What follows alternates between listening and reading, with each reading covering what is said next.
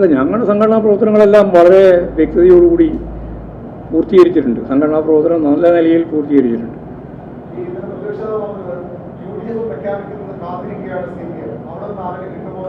അവര് പിന്നെ ആരെയാ കാത്തിരിക്കുന്നത്?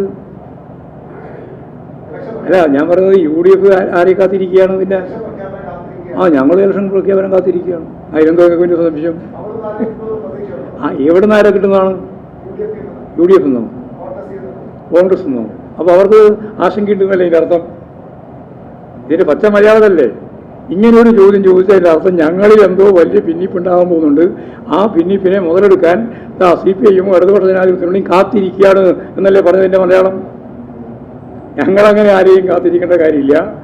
രാഷ്ട്രീയ സാഹചര്യങ്ങളെ കൃത്യമായിട്ട് ഉപയോഗപ്പെടുത്തി പാർട്ടി മുന്നോട്ടേക്ക് പോകും. ഇടതുപക്ഷ ജനാധിപത്യ മുന്നണിയും അതിൻ്റെ ഭാഗമായിട്ട് മുന്നോട്ടേക്ക് പോകും. ഞങ്ങൾക്ക് കാൻഡിഡേറ്റിന് ഒരു ക്ഷാമമില്ല. ആയിരിക്കും അവിടെ കാൻഡിഡേറ്റ് ക്ഷാമം? CPIഎമ്മിൻ്റെ എത്ര ജനകീയ അംഗീകാരം നേടിയിട്ടുള്ള നേതാക്കന്മാർ അവിടെ തന്നെയുണ്ട്, നിലമ്പൂർ ഉൾപ്പെടെ, മലപ്പുറത്ത്. അതൊന്നും ഞങ്ങളെ സംബന്ധിച്ച പ്രശ്നമുള്ള കാര്യമല്ല. അതിപ്പോൾ തീരുമാനിക്കാൻ പറ്റില്ല. അതൊക്കെ ആലോചിച്ച് തീരുമാനിക്കേണ്ടതാണ്. അനിവാര്യമായിട്ടും ജയിക്കണം എന്നുള്ള നമ്മുടെ അഭിപ്രായം.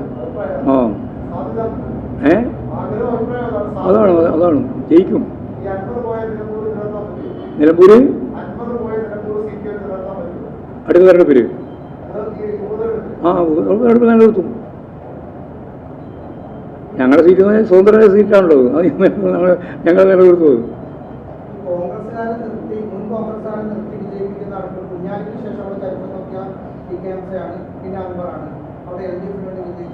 എന്നാൽ കുറച്ചും കൂടി മുമ്പോട്ടേക്ക് പോയത് ഒരാൾ നിർത്തിയിട്ടുണ്ടായിരുന്നു, ഓർമ്മയുണ്ടാവും. ഞങ്ങൾ തന്നെ, ഞാൻ 1.5 മാസം അവിടെ തന്നെ പ്രവർത്തിച്ചതാണ്. ഒരു ഉപതെരഞ്ഞെടുപ്പിൽ അറിയോ ആരാന്ന്? നിലമ്പൂർ മത്സരിച്ച സ്ഥാനാർത്ഥി ഹ്രസ്വമാണ് ചരിത്രബോധം. ആര്യാടൻ, പിന്നെന്താ അത് പറയാതെ? വേണ്ട, ആര്യാടൻ മത്സരിച്ചപ്പോൾ ഞങ്ങളവിടെ ജയിപ്പിച്ചതല്ലേ? ഇടതുപക്ഷ ജനാധിപത്യ മുന്നണിയുടെ സ്ഥാനാർത്ഥിയായിട്ട് ആര്യാടനെ ജയിപ്പിച്ച മണ്ഡലമായത് അത്. അപ്പോൾ അതൊക്കെ അങ്ങോട്ടും ഇങ്ങോട്ടും രാഷ്ട്രീയത്തിൻ്റെ കാര്യത്തിൽ കൃത്യമായിട്ട് നിലപാടുകൾ അടിസ്ഥാനപ്പെടുത്തിയിട്ട് സ്ഥാനാർത്ഥികൾ വരികയും മാറുകയും ഒക്കെ ചെയ്തിട്ടുണ്ട്. ചിലപ്പോൾ നന്നായിട്ട് ജയിച്ചിട്ടുണ്ട്, ചിലപ്പോൾ തോറ്റിട്ടുണ്ട്. അവർ മുൻ കോൺഗ്രസ്സല്ലല്ലോ അന്നേരം, കോൺഗ്രസ് തന്നെയല്ലേ, ആന്റണി കോൺഗ്രസ് അല്ലേ?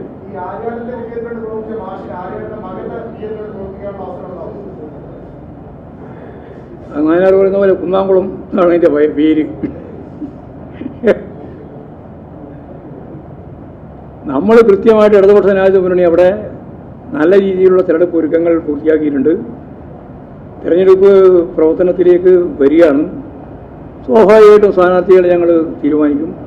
വലിയ രാഷ്ട്രീയ പോരാട്ടമായിട്ടാണ് ഞങ്ങൾ അതിനെ കാണുന്നത്. അവർക്കിടയിൽ വലിയ കുഴപ്പമുണ്ടെന്ന കാര്യം ഇപ്പോൾ എല്ലാവർക്കും വ്യക്തമായിട്ടുണ്ട്. അൻവർ പ്രത്യേകമായ രീതിയിൽ തന്നെ നിൽക്കുകയാണ്. അയാളവിടെ പ്രത്യേകം നിന്നിട്ട് ഒരു കാര്യമൊന്നുമില്ല. ഞങ്ങൾക്കതിലൊന്നും ഒരു ഉത്കണ്ഠയുമില്ല.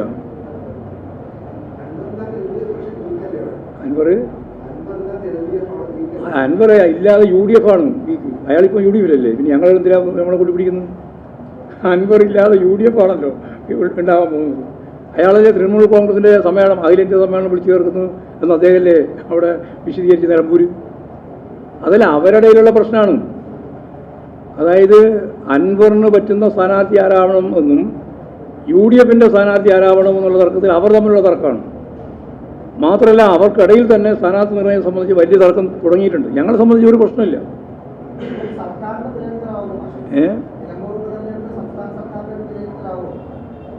സംസ്ഥാന സർക്കാർ വിലയിരുത്തൽ എല്ലാം നിങ്ങൾ എപ്പോൾ ചോദിച്ചുകൊണ്ടിരിക്കുന്നത് വിലയിരുത്തലാവുമോ എന്ന്. എത്ര പ്രാവശ്യമായി വിലയിരുത്തുന്നു? എന്തൊന്നും ഞാൻ പറയുന്നില്ല. ഇപ്പോൾ സർക്കാരിൻ്റെ വിലയിരുത്തലാവേണ്ട എന്ത് കാര്യമാണ്? ഇനി ആ ഒറ്റ കൊല്ലേ ഉള്ളൂ. ഇനി അതിനെ വിലയിരുത്തിയിട്ട് വേറെ എന്തെങ്കിലും കാര്യം നിർവഹിക്കാനൊന്നുമില്ല. അതുകൊണ്ട് അതൊക്കെ വെറുതെ ചോദിക്കുന്നൊരു ചോദ്യമാണ്. അവിടെ ഉപതെരഞ്ഞെടുപ്പ് നടക്കാൻ പോകുന്ന ഒരു സ്വതന്ത്രനാണ് മത്സരിച്ച് ജയിച്ചിരുന്നത്. ഞങ്ങൾ പിന്തുണയുണ്ടായിരുന്നു. ആ സ്വതന്ത്രം കാലുമാറി. ആ കാലുമാറിയ സ്വതന്ത്രൻ ഉൾപ്പെടെ ചേർന്ന് UDFകാരാണ് ഇപ്പോൾ അവിടെ സ്ഥാനാർത്ഥി നിർത്താൻ പോകുന്നത്. അതിൽ അവർക്കിടയിൽ വലിയ കുഴപ്പമുണ്ട്, വലിയ സംഘർഷമുണ്ട്. ആ സംഘർഷം എങ്ങനെയൊക്കെയാണ് രാഷ്ട്രീയമായും അതുപോലെ വോട്ടായിട്ടും ഒക്കെ മാറാൻ പോകുന്നത് എന്നൊക്കെ ചരിത്രത്തിൻ്റെ ഭാഗമായിട്ട് പറയാൻ പറ്റുന്നതല്ല. വർത്തമാന കാലഘട്ടത്തിൽ നിന്നുകൊണ്ട് മുമ്പോട്ടേക്ക് പോകുമ്പോഴും നമുക്ക് അനുഭവിക്കാം.